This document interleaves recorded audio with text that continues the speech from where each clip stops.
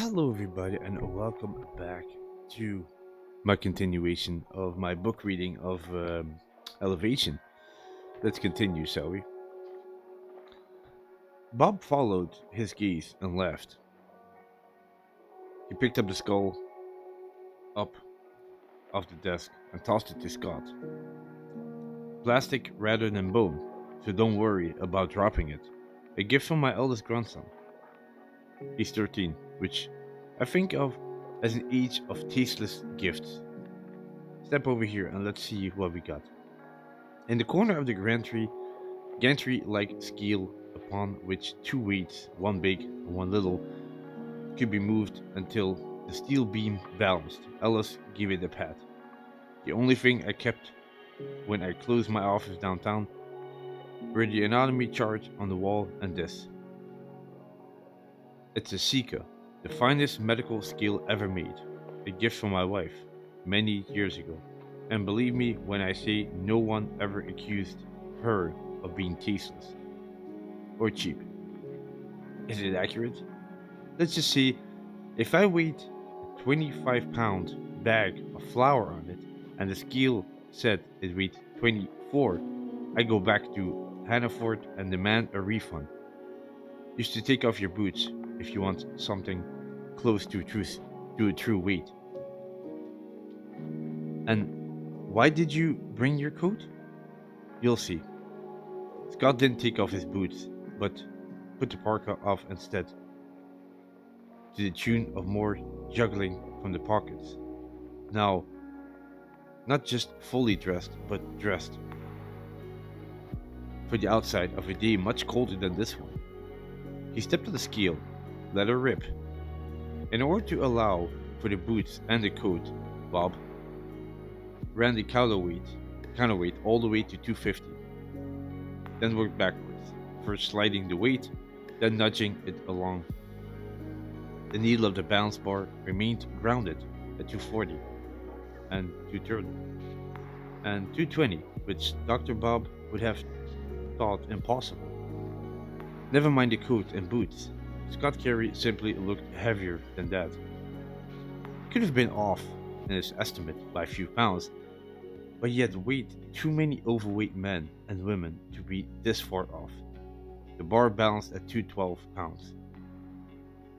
I'll be dipped and pinched, Dr. Bob said. I need to have this thing recalibrated. I don't think so, Scott said. He stepped out the scale and put his hand in his coat pocket. From each, he took a fistful of quarters, and saving these in an antique chamber pot for years. By the time Nora left, it was almost full. I must have I must have 5 pounds of metal in each pocket, maybe more. Alice said nothing. He was speechless.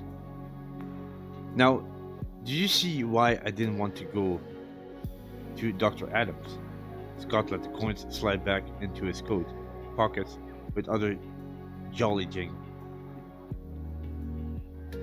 Ellis found Ellis found his voice. Let me be sure I have this right. You're getting the same weight at home. To the pound, my scales and Oziri step on. Maybe not as good as this baby, but I've tested it. And it's accurate. Now let's watch this. I usually like a little bump and grind music when I strip, but since we've undressed together in the club locker room, I guess I can do without it. Scott took off his parka and hung it on the back of the chair, then balanced with first one hand and then another on Bob Dr. Bob's desk. He took off his boots, never came to the flannel shirt.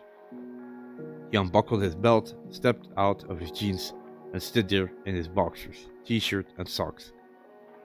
I could shuck these as well, he said, but I think I've taken off enough to make the point, because see, this is what scares me. The thing about the clothes. It's why I wanted to talk to a friend who could keep this mouth shut instead of my regular dog. He pointed to the clothes and boots on the floor, then at the parka, which is sagging pockets. How much would you say all that stuff weighs? With the coins? At least 14 pounds. Possible as much as 18. Do you want to weigh them? No, Scott said. He got back on the scale. There was no need to move the weight. The beam balanced at 212 pounds. Scott dressed and they went back to the living room. Dr. Bob poured them each a tiny knot of Woodform Reserve, and although it was only 10 in the morning, Scott did not refuse. He took his down in a single swallow, and the whiskey lit a comforting fire in his stomach. Alice took two delicate birdie sips, as if testing the quality, then tossed it off the rest. It's impossible, you know, he said as he put the empty glass on the end table. Scott nodded. Another reason I didn't want to talk to Dr. Adams. Because it would be in the system, Alice said. A matter of record, and yes, he'd have insisted you undergo tests in order to find out exactly what's going on with you. Although he did not say so, Scott thought insisted was too mild. In Dr. Adams' consulting room, the phrase that had dropped into his head was taken into custody. That was when he decided to keep his mouth shut and talk to his retired medical friend instead. You look 240, Alice said. Is that how you feel? Not exactly. I felt a little, ploddy when I actually did weigh 240. I guess that's not a real word, but it's the best I can do. I think it's a good word, Alice said, whether it's in the dictionary or not. It wasn't just being overweight, although I knew I was. It was that an age and the divorce? Alice asked it gently, in his most Dr. Bobley way. Scott sighed. Sure, that too. It's a cast of shadow over my life. It's better now. I'm better, but it's still there. I can't lie about that. Physically, though, I never felt bad. Still worked out a little 3 times a week. Never got out of breath until the third set. But just, ploddy. Now I don't, or at least not so much. More energy, Scott considered, and shook his head. Not exactly. It's more like the energy I have goes further. No, lethargy? No fatigue. I don't know what that word means. Lethargy? Lethargy? No, no loss of appetite. I eat like a horse. One more question, and you'll pardon me, but I have to ask. Ask away, anything. There's no way this is a practical joke, right? Pulling the leg of an old retired sawbones? Absolutely not, Scott said. I guess I don't have to ask if you've ever seen a familiar case, but have you ever read about one? Alice shook his head, like it's the clothes that I keep coming back to, and the quarters in your coat pockets. Join the club, Scott thought. No one weighed the same naked as they do dressed. It's as much a given as gravity.